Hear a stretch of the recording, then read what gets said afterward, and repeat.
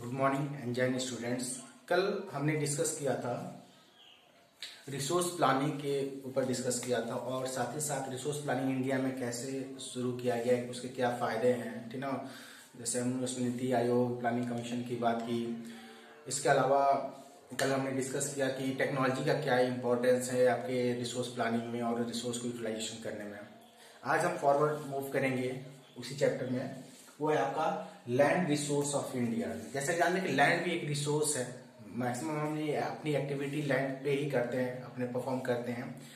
तो land resource कैसा है हमारे हिंदुस्तान की हम बात करेंगे, ठीक है। तो सबसे पहले हम ये जानेंगे कि what is the total geographical area of India.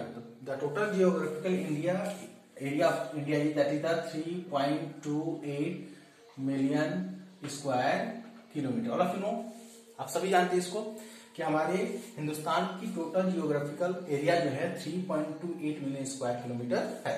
इसमें से कुछ इलाके इस एरिया में हमारे नॉर्थ ईस्ट के कुछ स्टेट जैसे कि मणिपुर, मेघालय, इनको शामिल नहीं किया गया क्योंकि उसका सर्वे नहीं किया गया।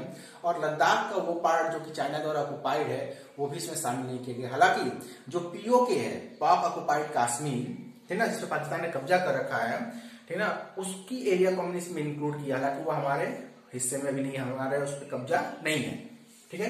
तो चलते हैं हम कि जो हमारी टोटल जियोग्राफिकल एरिया है वो किस फॉर्म में है, किस फॉर्म में पाई जाती है। तो टोटल जो हमारी जियोग्राफिकल एरिया है उसमें सबसे बड़ा जो पार्ट है, जिसको इस पाई चार्ट के थ्रू देखेंगे, जो सबसे बड़ा पार्ट है हमारा, जो सबसे बड़ा पार्ट है 43%, ये किस फॉर्म में पाया जाता है? ये पाया जाता है हमारा प्लेन के फॉर्म में, प्लेन, क्लियर। इसके अलावा जो दूसरा सबसे बड़ा पार्ट है जो पाया जाता है एरिया 30% के आसपास, वो किस फॉर्म में पाया जाता है? वो पाया जाता है हमारा माउंटेन फॉर्म में, माउंटेन, पर्वत, ठीक है। और 27% जो हमारा एरिया है पूरे टोटल जियोग्राफिकल एरिया का, वो पाया जाता है किस फॉर्म में? प्लेट्यू के फॉर्म में।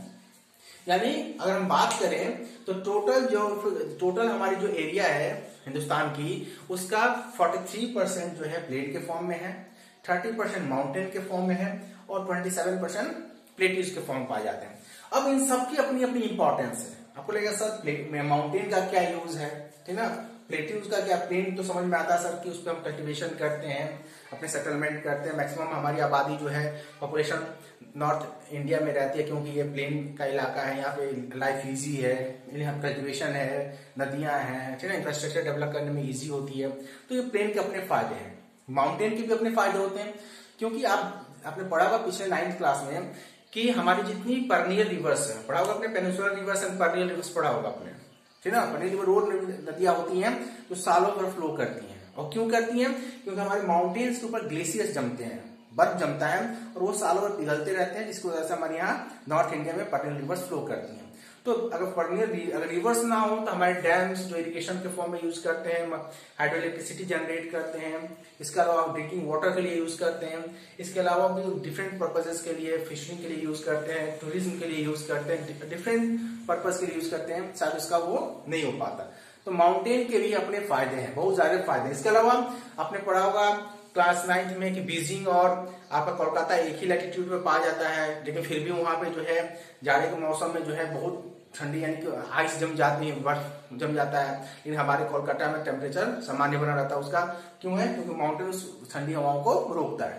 तो इसके अलावा बारिश कराता है, ठीक है। जब पढ़ेंगे आगे चैप्टर में पढ़ेंगे, 9th में आपने पढ़ा होगा। प्लेट्यूज के अपने ही फायदे हैं कि प्लेट्यू जो आपका जो साउथर्न इंडिया है, साउथ इंडिया, वो डबल पूरा प्लेट्यूज है साउथ इंडिया। अब अगर आप हिस्ट्री में जाएंगे तो फॉर्मेशन ऑफ इंडिया का पढ़ेंगे कि इंडिया का जो फॉर्मेशन हुआ, जो लैंड, जो हिंदुस्तान बना आज की, जो प्रेजेंट हिंदुस्तान, उसमें आप पढ़ेंगे Gondwana land, India Australian plateaus के बारे में, फॉर्मेशन के बारे में आपने 9th में पढ़ा होगा, टेक्टोनिक प्लेट्स के बारे में। तो उसमें क्लियरली डिफाइन किया हुआ है किस तरह से जो है आपका नॉर्थ इंडिया का डेवलपमेंट हुआ, फॉर्मेशन हुआ, किस तरह से साउथ इंडिया का फॉर्मेशन हुआ। तो साउथ इंडिया का, नॉर्थ इंडिया का फॉर्मेशन जो है वो decomposition of the alluvial soil के थ्रू हुआ है। जो हमारी नदियां आती हैं, जो मिट्टी जमा करती है, उसकी वजह से नॉर्थ इंडिया का फॉर्मेशन हुआ। साउथ इंडिया का फॉर्मेशन जो है वहां पे लाखों साल तक जो वॉल्केनिक एरप्शन होता रहा, जिसकी वजह से वहां पे नीचे के मिनरल्स ऊपर आके डिकम्पोज होते रहे, इसलिए वहां पर प्लेटिस का फॉर्मेशन हुआ। इसलिए अगर देखा जाए तो साउथ इंडिया जो है आप कह सकते हो कि it is the core centre of the minerals सबसे ज्यादा आपके साउथ इंडिया में पाए जाते हैं। तो ये तो हो गया कि हमारे जो ज्योग्राफिकल एरिया है उसमें कितने परसेंट में प्लेन्स है, माउंटेन एंड प्लेटिस और उनके क्या क्या इंपॉर्टेंस है। अब हम बात करेंगे कि लैंड यूटिलाइजेशन, जो लैंड है उसको हम किस फॉर्म में यूटिलाइज करते हैं, किस फॉर्म में यूटिलाइज करते हैं। तो पहला हो गया कि फॉरेस्ट, कि बहुत सारे इलाकों में फॉरेस्ट। अब देखिए फॉरेस्ट और गार्डन और ऑर्चर्ड में फर्क है।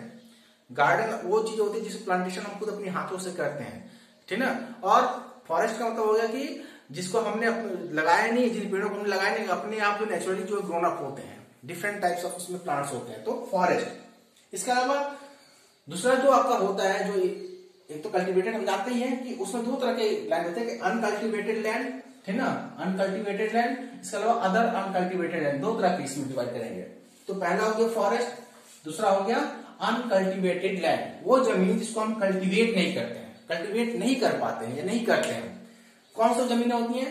वो होता है barren land and waste land. अब बैरन लैंड किसमें, बैरन बंजर, वो जमीन का टुकड़ा, वो जमीन जिसको हम लाख टेक्नोलॉजी के यूज करने के बावजूद भी, केमिकल फर्टिलाइजर्स के यूज करने के बाद भी उसकी फर्टिलिटी, उसकी सॉइल की फर्टिलिटी को हम गेन नहीं करा पाते, उसको इंप्रूव नहीं करा पाते हैं, ठीक ना, तो ऐसी जमीन पे हम कल्टीवेशन नहीं कर पाते, उसको हम बैरन लैंड कहते हैं। वेस्ट लैंड क्या है? वेस्ट लैंड डिफरेंट पर्पस में होते हैं। जैसे कि आपने गांव में देखा होगा, कहीं गड्ढे जो जमीन होती है गड्ढा नुमा होता है, उसमें पानी लग गया, ठीक है, सैलाइन में उसका पानी मिट्टी हो जाती है, वहां पे कुछ नहीं हो पाता है, ठीक है, तो इस तरह के वेस्ट लैंड के फॉर्म में भी पाए जाते हैं, तो वो अनकल्टिवेटेड होते हैं। इसके अलावा नॉन एग्रीकल्चरल लैंड, ठीक ना, ऐसा लैंड जिसपे एग्रीकल्चर नहीं होता, उसमें कुछ और होता है। क्या होता है उसपे? बिल्डिंग्स है, हमारे रोड्स हैं, रेलवे ट्रैक्स हैं, इंस्टीट्यूशंस हैं, डिफरेंट जो भी स्ट्रक्चर्स हम डेवलप करते हैं, जो हमने बनाया हुआ है जमीन पे, उस पे बना हुआ, तो उसको भी हम कल्टीवेशन के फॉर्म में यूज नहीं करते हैं। इसके अलावा भी अदर अनकल्टिवेटेड लैंड है, जिसमें आपके हैं परमानेंट पॉस्चर्ड ग्रेजिंग लैंड, कि कुछ ऐसे जमीनें होती हैं जो हमेशा चारागाह के फॉर्म में यूज होती है। चारागाह means for grazing for the animals, है ना, उसमें जानवरों के लिए जो है उसको जानवर उसमें ग्रेजिंग करते हैं, पॉस्चर उसको कहा जाता है, या फिर उसको ग्रेजिंग लैंड कहा जाता है, तो परमानेंट होता है, ठीक है। हालांकि उसकी हमारे देश में बहुत कम संख्या, एरिया बहुत कम है, आगे डिस्कस करेंगे। इसके अलावा अगला जो है land under miscellaneous tree crops. इसके अलावा कुछ ऐसे होते हैं जहां पे हम कल्टीवेटेड नहीं करते, लेकिन मिसलेनियस ट्री क्रॉप पाए जाते हैं, फॉरेस्ट, ऑर्चर्ड, उसको मैंने कहा ना फॉरेस्ट, सॉरी, गार्डन, ऑर्चर्ड, ये सारी चीजें उसमें आएंगी। फूल की खेती जो हम करते हैं, ठीक ना, कि उसमें जो है चूंकि वो क्या है आपका, उसमें कल्टीवेशन जो है आपका जो है मिसलेनियस ट्री क्रॉप्स पाया जाता है अपने आप। कुछ तो ऐसे इलाके होते हैं जहां पे अपने फॉरेस्ट भी नहीं कह सकते हो, झाड़ जंगल जमे होते हैं, उस जमीन को आप यूज नहीं कर पाते हैं, तो वो अनकल्टिवेटेड लैंड होता है। इसके अलावा कल्चरल वेस्टलैंड, कल्चरल वेस्टलैंड जो होता है वो वेस्टलैंड होता है जिस कुछ जमीनें ऐसी होती हैं जिसको आप एक, जैसे आपने पढ़ा होगा स्लैश एंड बर्निंग एग्रीकल्चर पढ़ा होगा, अपने टाइप्स ऑफ एग्रीकल्चर आपने पढ़ा होगा, या हम पढ़ेंगे एग्रीकल्चर का चैप्टर है, तो उसमें आता है कि टाइप्स ऑफ एग्रीकल्चर में आएगा तो स्लैश एंड बर्निंग आता है, ठीक ना। तो स्लैश एंड बर्निंग एग्रीकल्चर में जो आपका एग्रीकल्चर होता है उसमें क्या होता है कि हम जमीन के खासकर जो नॉर्थ ईस्ट के इलाके होते हैं या जो माउंटेन एरियाज होते हैं वहां भी इस तरह के एग्रीकल्चर परफॉर्म किया है, तो उसमें अपने पढ़ेंगे या हम जानेंगे कि किस तरह की जमीन के कुछ टुकड़े को साफ किया है तो वहां पे खेती की जाती है, और जब उसकी फर्टिलिटी चली जाती है तो फिर उस जमीन को छोड़कर हम आगे की तरफ मूव करते हैं। तो कल्चरल वेस्टलैंड वो वेस्टलैंड होता है जिसको हम परमानेंट जो है कल्टीवेशन के लिए यूज नहीं कर पाते हैं, तो ये भी एक वेस्टलैंड के फॉर्म में ही आता है। एक बार एक जमीन को हमने यूज कर लिया, फिर 4-5 साल के लिए हमने छोड़ दिया, फिर उसको हम यूज नहीं कर पाएंगे, तो उसको हम कल्चरल वेस्टलैंड कहते हैं, ठीक है। इसके अलावा फैलो लैंड, फैलो लैंड जो अभी हमने डिस्कस किया वो दो तरह के होते हैं, एक होता है करेंट फैलो और दूसरा होता है आपका अदर देन करेंट फैलो।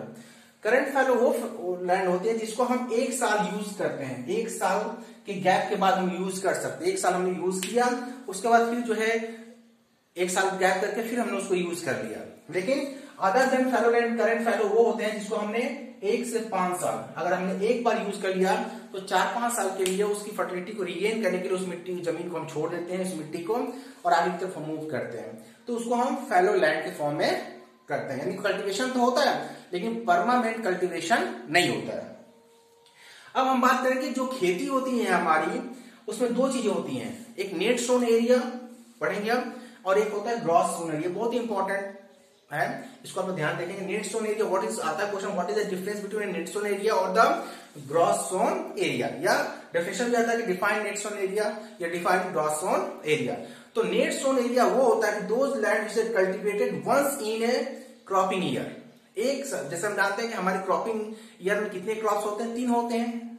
कौन कौन से होते हैं, खरीफ, रबी एंड जायद।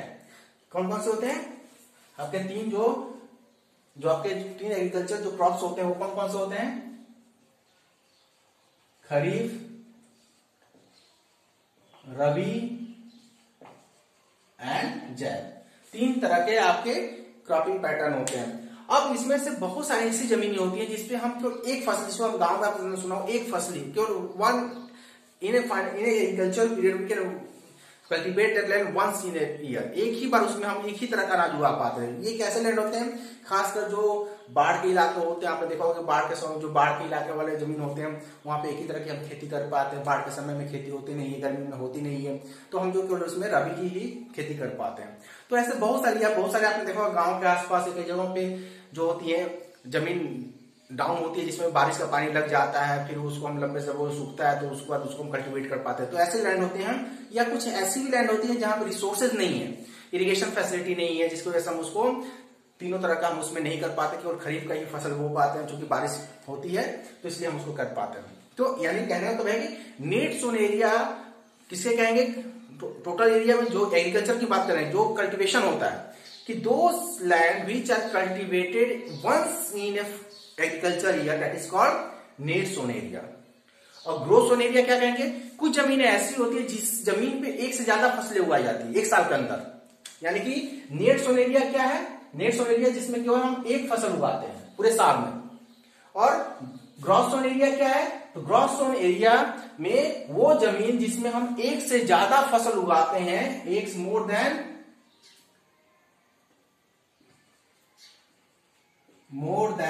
1 प्लस नेट सोन एरिया, यानी कि ऐसी जमीन है जिसपे हम एक से ज्यादा फसलें उगाते हैं और साथ ही साथ नेट सोन एरिया को भी प्लस करते हैं, तो वो होता है ग्रॉस सोन एरिया। डिफाइन कर पूछेगा तो what is net sown area, those land area which are cultivated only once in a agriculture year that is called net sown area.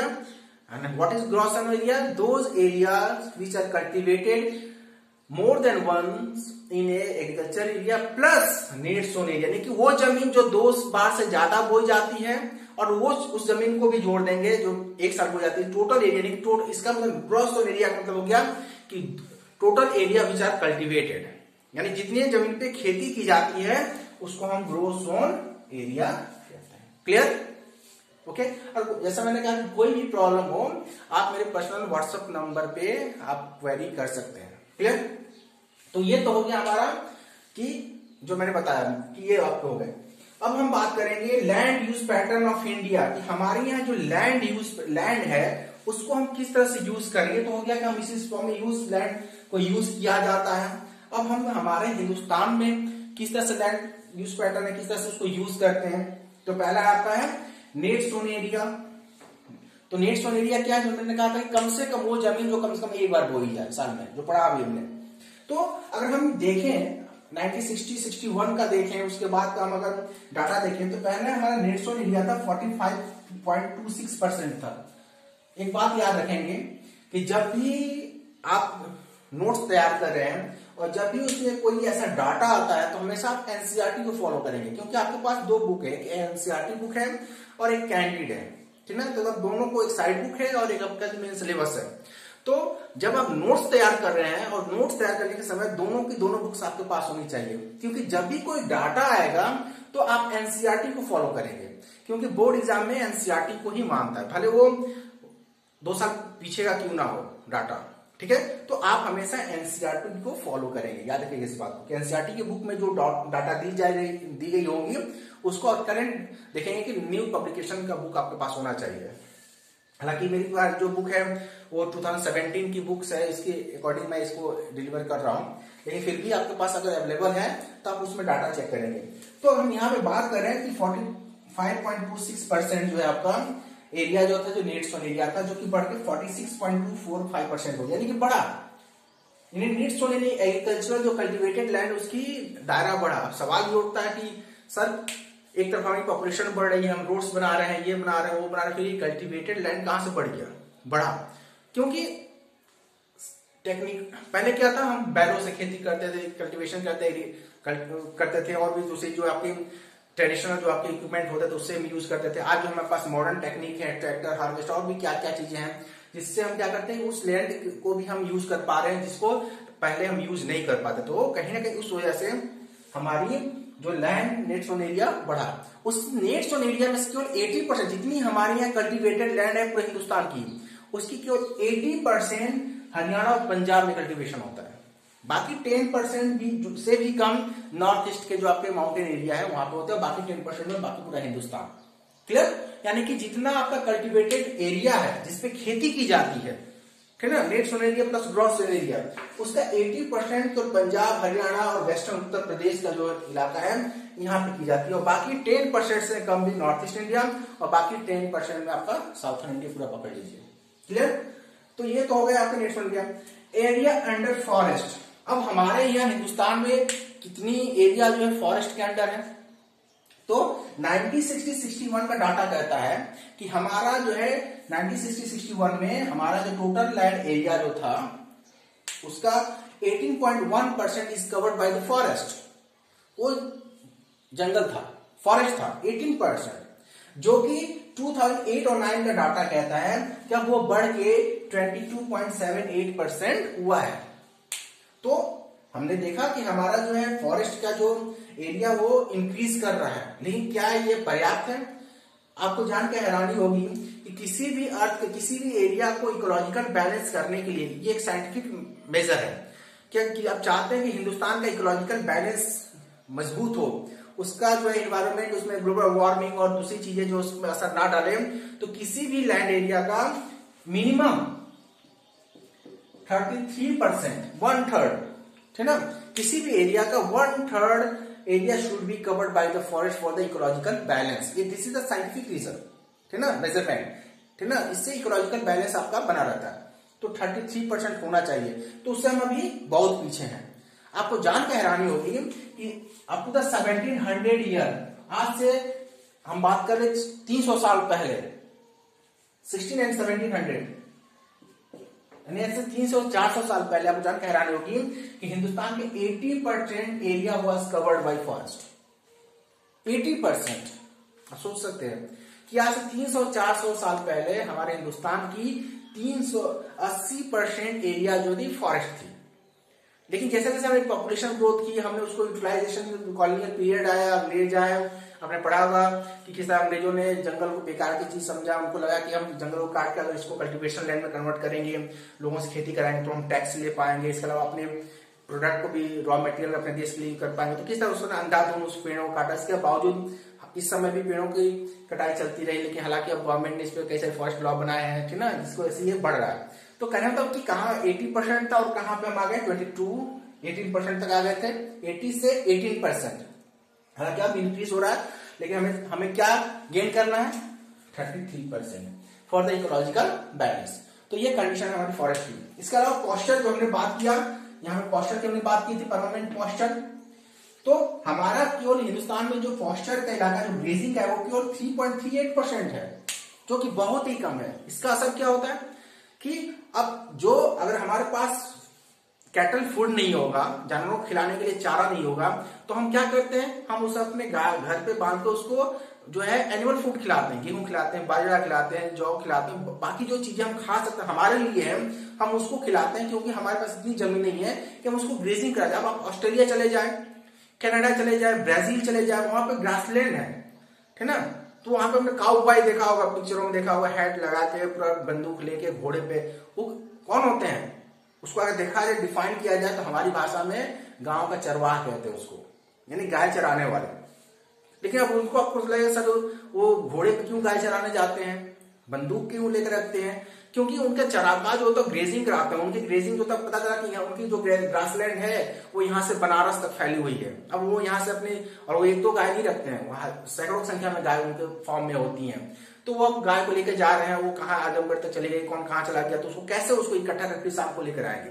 वहां पे हमारी तरह गायों को, जानवरों को दरवाजे बांध के भूसा और वो नहीं खिलाया जाता है, बस ग्रेजिंग कराया जाता है, दूध निकाला जाता है। ठीक है, तो क्योंकि वहां पॉपुलेशन कम है, लैंड एरिया बड़ा है, हमारा लैंड एरिया छोटा है, पॉपुलेशन ज्यादा है, इंफ्रास्ट्रक्चर ज्यादा हमें चाहिए, इसलिए ग्रेजिंग एरिया भी हमारे पास परमानेंट पॉस्चर बहुत ही कम है, 3.38% ही हमारे पास है। तो ये जो आपके कुछ चीजें थी जिसमें लैंड रिसोर्स ऑफ इंडिया में हमने इसको डिस्कस किया। ठीक है, तो आज का टॉपिक हम यहीं तक क्लोज रखेंगे। ठीक है, इस चैप्टर में, इस पॉइंट में अगर आपको कुछ भी प्रॉब्लम हो जो समझ में नहीं आई तो आप क्वेरी करेंगे। साथ ही साथ कल से आप सभी लोग अपना जो नोट्स बना रहे हैं उसका जो फोटो कॉपी निकालेंगे, फोटो कॉपी की फोटो खींच के नाम के साथ मेरे पर्सनल व्हाट्सएप नंबर पे सेंड करेंगे। जैसा कि आप देख रहे हैं सभी लोग अलग अलग ग्रुप बने हुए हैं राधा कृष्ण अकेडमी की, जिसपे सभी बच्चे डाल रहे हैं, तो कंपलसरी है कल से। ठीक ना, कल से सभी लोग अपने नोट्स को जो डेट वाइज मैंने जैसे बताया था वैसे फिलअप करके, और कल से सबका होना चाहिए। मेरे पास सबकी लिस्ट आती है। ठीक है, और उसके अकॉर्डिंग मैं अपना, जैसे आप जानते हो मैं डायरी बना के रखता हूँ, और जो बच्चे अपना होमवर्क करते हैं मैं उसको टिक करता हूँ, तो मैं वैसे टिक करना शुरू करूंगा आपका कि किसने अपना होमवर्क दिखाया, किसने नहीं दिखाया। तो कल सबको दिखाना है। It clear?